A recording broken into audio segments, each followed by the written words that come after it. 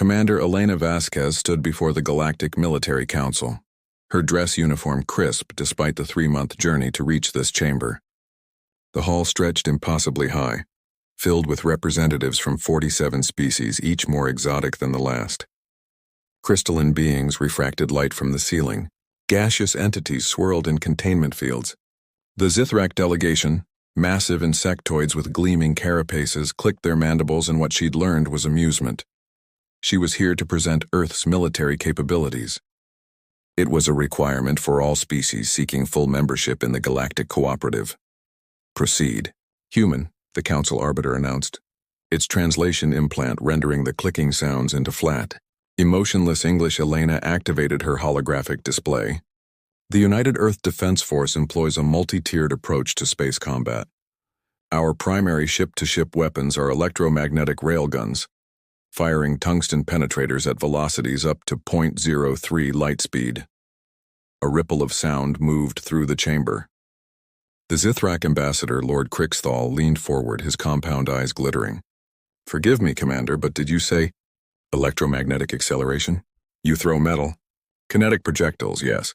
At extreme velocities, they throw rocks." The exclamation came from the Valorian section. The serpentine delegate had risen, his hood flaring. "The humans haven't even mastered plasma containment." Laughter erupted. Not human laughter. Clicking, whistling, buzzing sounds that Elena's translation software rendered as mirth. Her jaw tightened, but she remained composed. "Our kinetic weapons deliver no energy shielding," interrupted a Quillian observer, its feathers ruffling. "No phased particle beams? No quantum disruptors?" Lord Crixthal stood, his massive frame dominating the space. "Honored Council, I mean no disrespect to our potential new members, but this is concerning. The galaxy faces real threats. The Creventhi swarm continues to expand. The Void Wraiths raid colony worlds, and Earth proposes to defend itself. By throwing rocks?" More laughter. Elena felt heat rising in her cheeks, but she kept her voice level.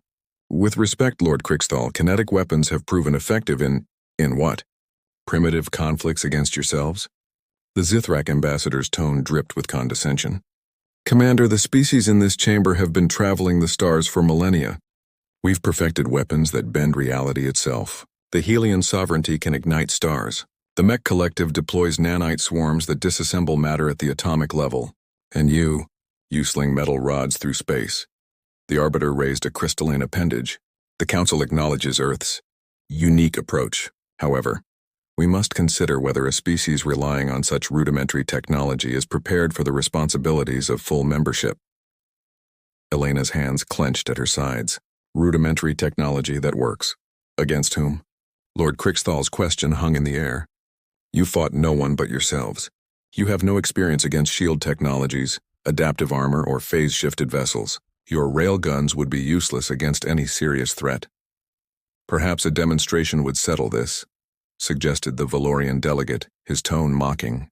"Let the humans show us how effective their rocks are against actual military technology." The Arbiter considered this. An unusual request, but not unreasonable. "Commander Vasquez, would Earth consent to a military exercise? A simulated engagement against one of our defensive platforms?" Elena knew a trap when she saw one. But she also knew humanity had no choice. Refuse, and Earth would be denied membership, left isolated and vulnerable. Accept, and humanity would likely be humiliated before the entire galaxy. She met the Arbiter's gaze. "We accept. Excellent." Lord Crixthal's mandibles clicked rapidly. "I volunteer the Zithrak Defense Network. We maintain a training platform in the Kessler Belt, equipped with military-grade shields and countermeasures. Nothing too advanced. We wouldn't want to completely obliterate your demonstration vessel." The chamber filled with that alien laughter again. "One of our frigates will suffice," Elena said coldly. "A frigate against a shielded platform?" The Valorian delegate swayed with amusement. "How sporting. Shall we wager on how long it survives?" "I give it 3 minutes before the primitive humans retreat." 5 minutes, countered a Quillian. "Humans are stubborn, if nothing else." Elena forced herself to smile. "When would you like this demonstration?" "Tomorrow?" Lord Crixthal suggested. "Unless you need time to prepare. Tomorrow is fine." Elena kept her voice steady. "We'll show you exactly what humanity's rocks can do." As the council session ended, Elena walked through the corridors of the station toward the human delegation's quarters. Her second-in-command, Lieutenant Commander Marcus Chen, fell into step beside her. "They really don't understand kinetic weapons, do they?" he said quietly. "They understand them," Elena replied. "They just think they've moved past them. Energy weapons, shields, exotic particles, they've built their entire military doctrine around complexity. And we kept it simple. Because simple works, Marcus. Because simple doesn't fail when your power core gets hit. Because simple doesn't care about shield frequencies or phase modulation."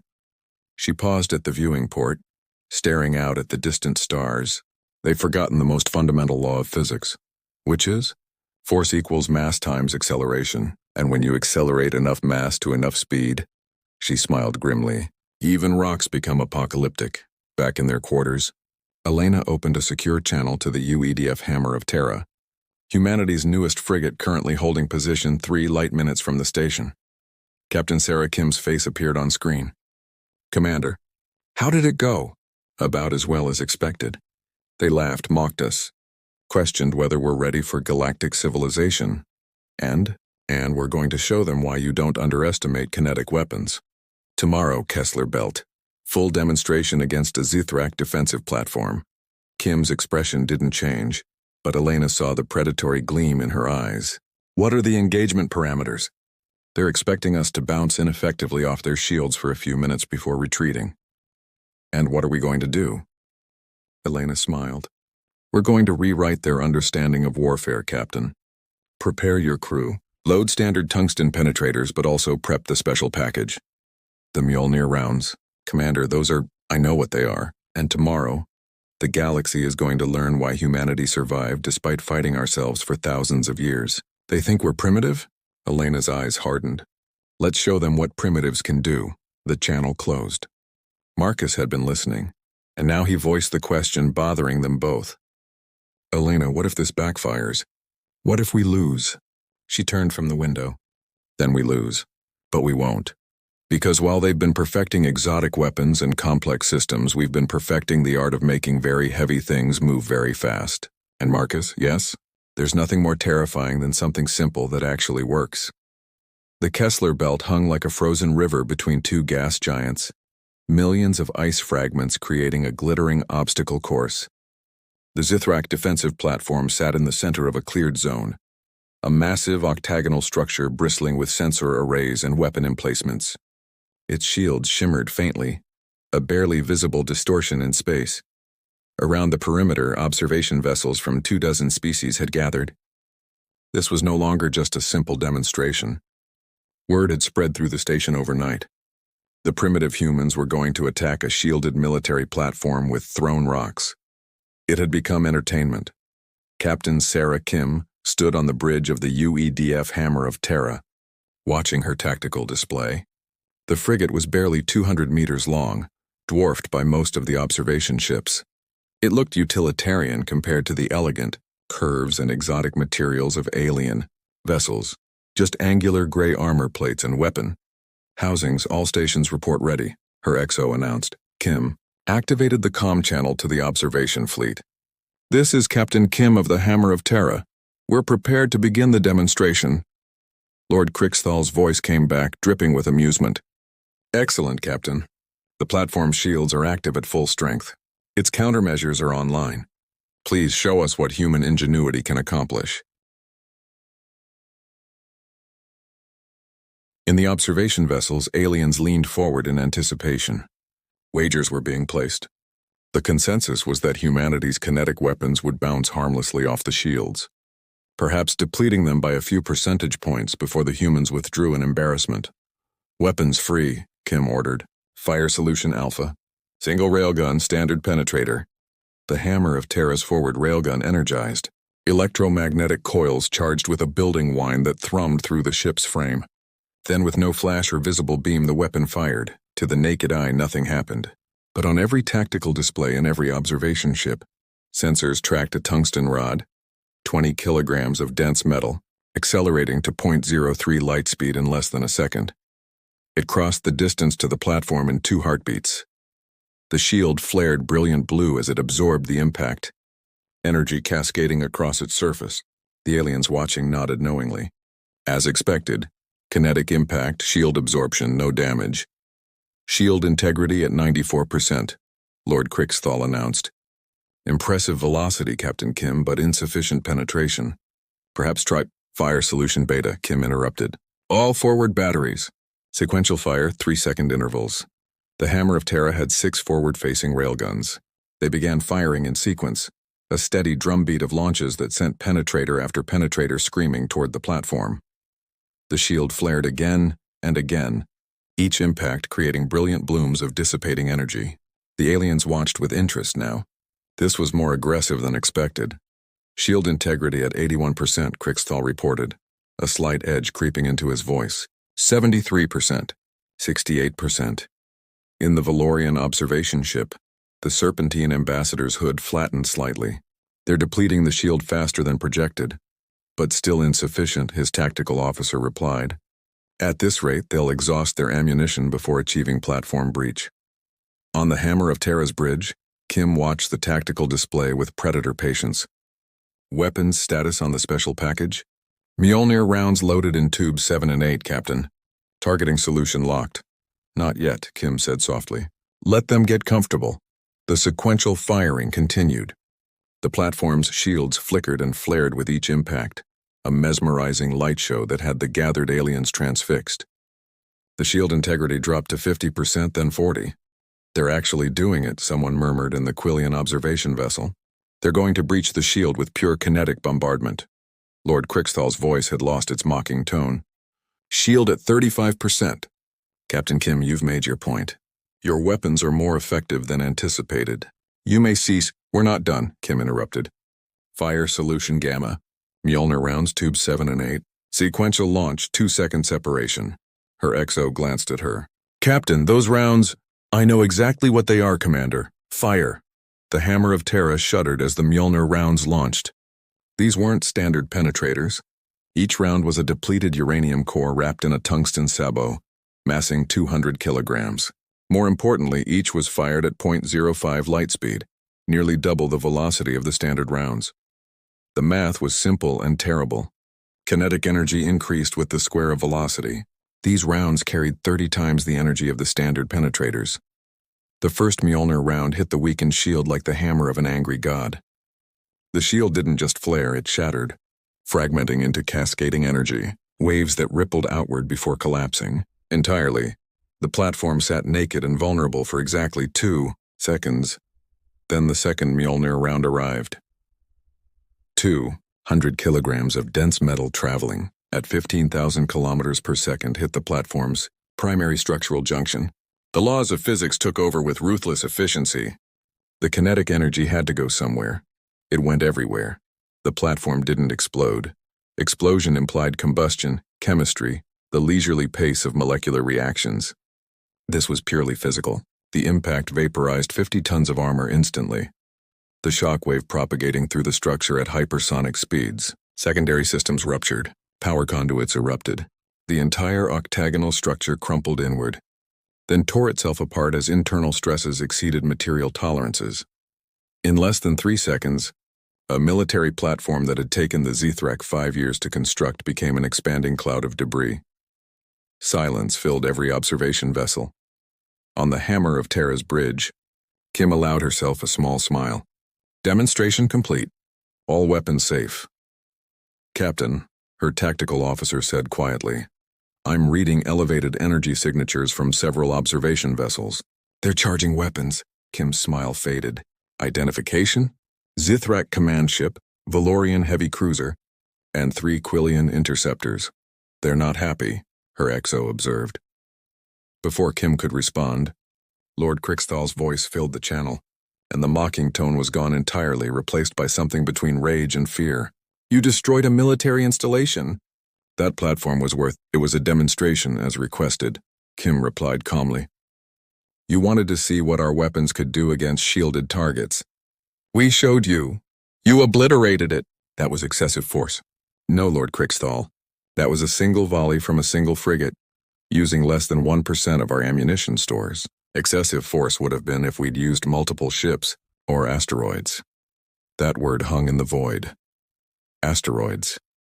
In the observation fleet, Alien tactical officers were running calculations, their eyes widening as they processed the implications.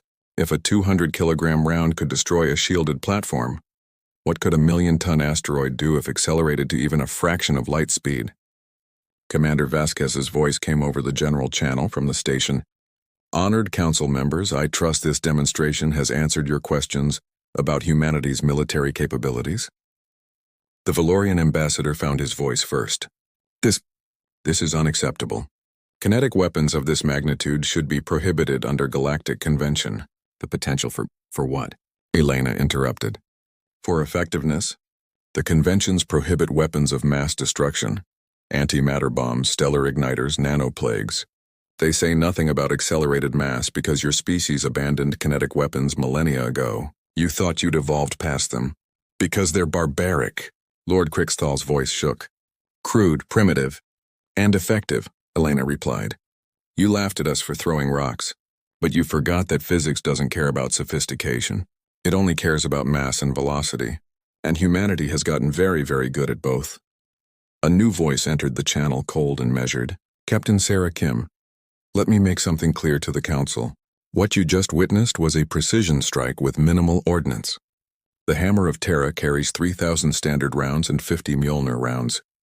We have 47 ships in our home fleet, each with similar armament. And orbiting Earth, we have 12 mass driver installations capable of accelerating payloads up to 10,000 tons. She paused, letting that sink in. You want to talk about excessive force?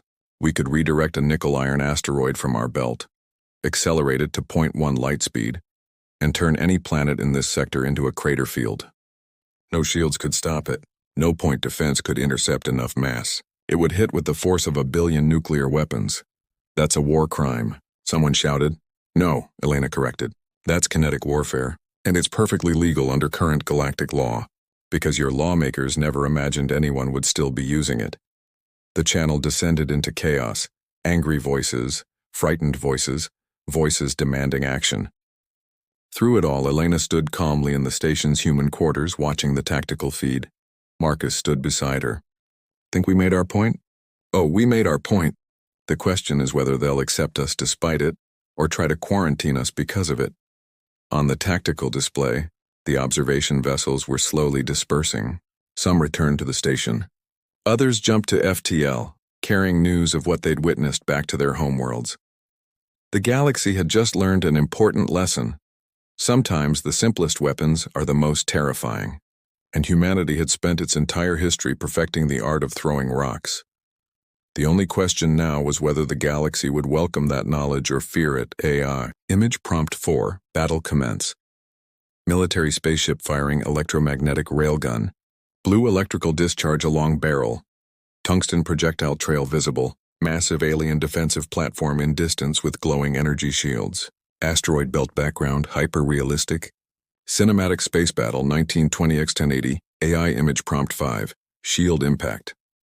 Massive octagonal alien space platform.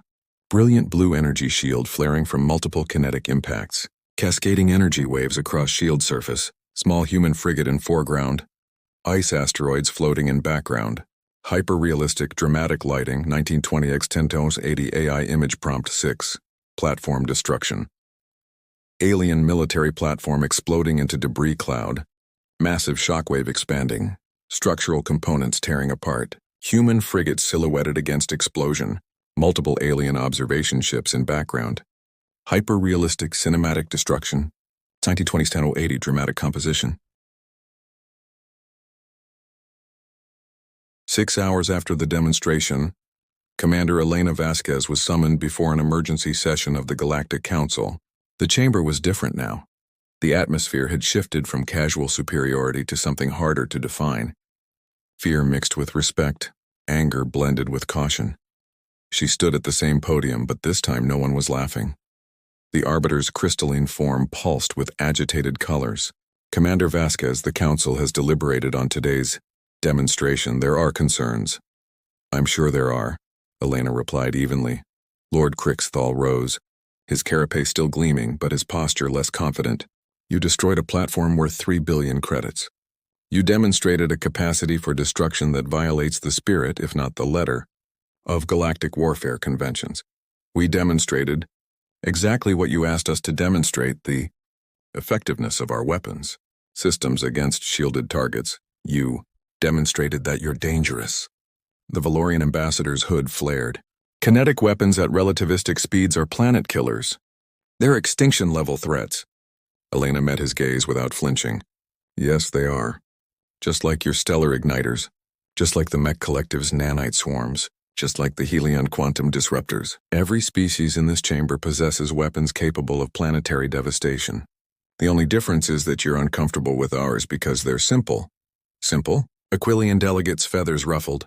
There's nothing simple about the horror you could unleash. You're right, Elena said quietly. There isn't. Which is why humanity has never used kinetic bombardment against populated worlds. Not once in our history. We developed the capability 200 years ago, and we've never deployed it against cities, against civilians, against anyone who couldn't defend themselves. She activated her holographic display, bringing up historical records. But let me tell you what we have used it against. Asteroid threats, rogue comets, space debris on collision courses with our habitats. We turned a weapon of war into a tool of protection. Can your species say the same? The chamber fell silent. The Zithrak used stellar weapons to sterilize the Kresh homeworld 40 years ago. Elena continued, her voice hard. The Valorians deployed bioweapons against the Terrace colonies. The Quillian Compact has used phase-shifted munitions in 18 separate conflicts. And you have the audacity to call us barbaric for using kinetic weapons? Those conflicts were justified. Lord Crixthal protested. By whose standards? Yours? Elena shook her head. Every species in this galaxy has blood on their hands. The only difference is that you've dressed your violence in sophisticated language and exotic technology. You've convinced yourselves that plasma and particles are somehow more civilized than mass and momentum. But dead is dead regardless of the weapon. The Arbiter raised an appendage. The Council recognizes that all species possess destructive capabilities. However, the ease of deployment is precisely what makes them effective deterrents, Elena interrupted. You want to know the real reason humanity never used kinetic bombardment against itself? Because we understood the consequences. Because when a weapon is that simple, that unstoppable, you can't hide from what it means to use it. There's no technical failure to blame, no complex systems to malfunction. You point it and fire, and you live with the result. She paused, scanning the assembled delegates. That's the lesson we learned in our darkest hours. That simplicity demands responsibility. That when you can't blame the technology, you have to face what you've chosen to do. Marcus had joined her at the podium now, carrying a data tablet. If I may, Commanders, there's another factor the Council should consider. The Arbiter nodded permission. Marcus activated a star chart. 3 weeks ago, we intercepted long-range sensor data from the frontier. The Creventhi swarm has begun a new expansion wave, moving toward the outer colonies. Current projections show them reaching the Tertian system within 6 months. Murmurs rippled through the chamber. The Creventhi were a known threat, a hive species that consumed everything in their path. They had no diplomacy, no negotiation. They simply arrived, stripped worlds of resources, and moved on. The Tertian system has 12 billion inhabitants across 4 colony worlds, Marcus continued. The current defense plan relies on energy shields and particle weapons to hold them off until reinforcements arrive. And? Lord Crixthal asked warily. And it will fail, Elena stated flatly. The Creventhi don't use shields. They don't use conventional vessels. They use organic ships, biological armor, swarm tactics that overwhelm point defense systems. Your particle beams will kill individual units, but they breed faster than you can eliminate them. She changed the display, showing tactical simulations. But kinetic weapons? Mass doesn't care about biology. Velocity doesn't care about adaptation. A tungsten rod at 0.05 light speed will vaporize organic matter as effectively as it destroys metal. The Valorian ambassador leaned forward.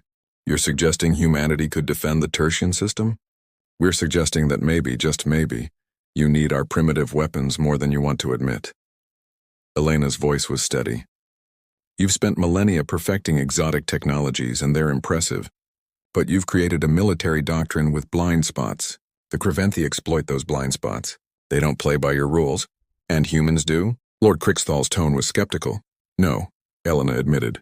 We don't. We learned a long time ago that rules are luxuries you can only afford when you're winning. When you're fighting for survival, you use what works. And kinetic weapons work. The chamber erupted in debate. Some delegates argued for accepting humanity, citing the Creventhi threat. Others demanded restrictions on kinetic weapon deployment. Still others suggested quarantining Earth entirely. Through it all, Elena stood quietly waiting. Finally, the arbiter called for order. The council will vote. The question before us is simple. Does humanity's demonstrated military capability warrant full membership in the Galactic Cooperative, or does it represent a threat requiring containment? The vote took 30 minutes. When it concluded, the arbiter's crystalline form pulsed a deep blue. The council has decided. By a vote of 31 to 16, humanity is granted provisional membership in the Galactic Cooperative, with the following conditions. First, human kinetic weapons may not be deployed against populated worlds without council authorization. Second, humanity will share its kinetic warfare technology and tactical doctrines with council defense forces. Third, human vessels will participate in the defense of the Tertian system against the Creventhi incursion. Elena felt tension she hadn't realized she was carrying release from her shoulders. The United Earth Defense Force accepts these terms. One more thing, Commander, the arbiter added. The Council wishes to understand how humanity developed such effective kinetic weapons while remaining technologically behind in other areas. Elena smiled slightly. Because we had no choice. We couldn't master plasma containment or quantum mechanics fast enough to defend ourselves from each other. So we used what we understood. Physics, engineering, material science. We made rocks fly fast enough to split atoms. We turned the oldest weapon in human history into the most devastating force we could create. And now, Lord Crixthal asked, his tone no longer mocking, what will humanity do with full galactic resources at your disposal? The same thing we've always done, Elena replied. Survive, adapt, protect those who can't protect themselves. And if necessary, she glanced at the tactical display showing the Creventhi approach. We'll throw rocks at anything that threatens us or our allies. The session concluded. As Elena and Marcus walked back to their quarters, Marcus let out a long breath. We did it. We're in, Elena confirmed. But now the real work begins. The galaxy is about to learn that humanity doesn't do anything halfway. They wanted our weapons, they're going to get them. They wanted our tactical knowledge, we'll teach them. And when the Creventhi arrive, they're going to learn why you don't mess with species that learned warfare the hard way, Marcus finished. Elena nodded. Exactly. The galaxy spent millennia making war elegant and sophisticated. We spent millennia making it effective. Now we're going to show them that sometimes the most terrifying thing in the universe isn't exotic technology or ancient powers. What is it? A species that never forgot how to throw rocks really, really hard. Epilogue 6 months later. The Tertian system burned with the light of 1,000 battles. The Creventhi swarm had arrived in numbers that darkened the space around the fourth planet. Billions of organic vessels swarming toward the colonies below. The Galactic Defense Fleet had fought valiantly. Energy weapons carved burning paths through the swarm. Shields flared under biological acid attacks. Ships maneuvered in formations perfected over centuries, and they were losing. Then humanity arrived. 47 UEDF vessels dropped out of FTL on the system's edge. They didn't form elegant formations. They didn't broadcast challenges or demands. They simply accelerated toward the swarm and opened fire. Railguns spoke with thunder that crossed the void silently. Thousands of tungsten penetrators streaked through space at velocities the Creventhi couldn't perceive, moving too fast for biological reflexes to track. The swarm learned what the Zithrak had learned, that shields don't matter against kinetic weapons when the target has none. That armor, organic or otherwise, provides no protection against relativistic impacts, that sometimes the universe's simplest equation is its most deadly. Force equals mass times acceleration. At sufficient acceleration, even small masses become apocalyptic. The human ships carved through the swarm like hot blades through organic tissue. Behind them, they'd brought something new, mass driver platforms towed through FTL and deployed in the outer system. These weren't ship weapons. They were siege engines, capable of accelerating multi-ton payloads to 0.1 light speed. When the Creventhi attempted to overwhelm human positions with sheer numbers, the mass drivers activated. Nickel-iron asteroids, carefully mined from the system's belt, began their terrible journey inward. The impacts were visible from the planet's surface, brilliant flashes that briefly outshone the system's star as kinetic energy converted to heat and light. Each impact vaporized millions of Creventi vessels. The swarm's greatest advantage, its numbers, became meaningless against weapons that killed by volume. The battle lasted 3 days. When it ended, the Tertian system was saved. The Creventi swarm had been decimated, the survivors fleeing back into deep space. On the bridge of the Hammer of Terra, Captain Kim watched the final swarm ship's retreat. Her vessel bore scars from the battle, armor breached, systems damaged, crew exhausted, but they'd won.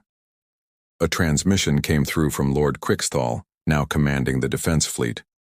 His voice held something Elena had never heard from him before. Respect, Captain Kim. The Council wishes to extend its gratitude. Your tactics were effective. Kim smiled tiredly. Just throwing rocks, Lord Crixthal. Simple, primitive rocks.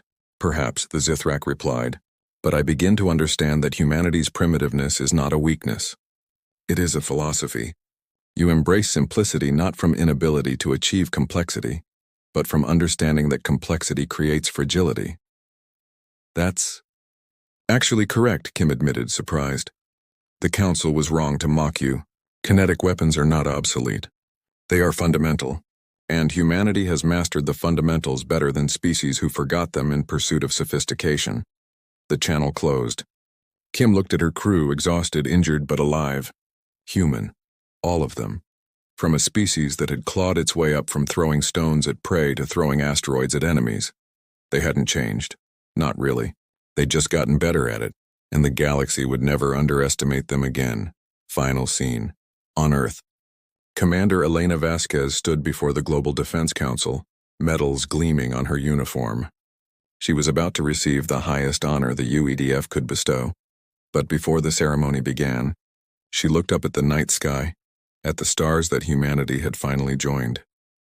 Somewhere up there, species that had laughed at humanity's weapons were rebuilding their military doctrines, incorporating the lessons learned. Somewhere up there, the Creventi were reconsidering their expansion plans. Somewhere up there, the galaxy was learning a truth humanity had always known. You don't need the fanciest weapon. You don't need the most advanced technology. You need the weapon that works when everything else fails. You need the knowledge of how to turn the universe's simplest tools into its most devastating forces. You need to know how to throw rocks. And humanity had never stopped practicing.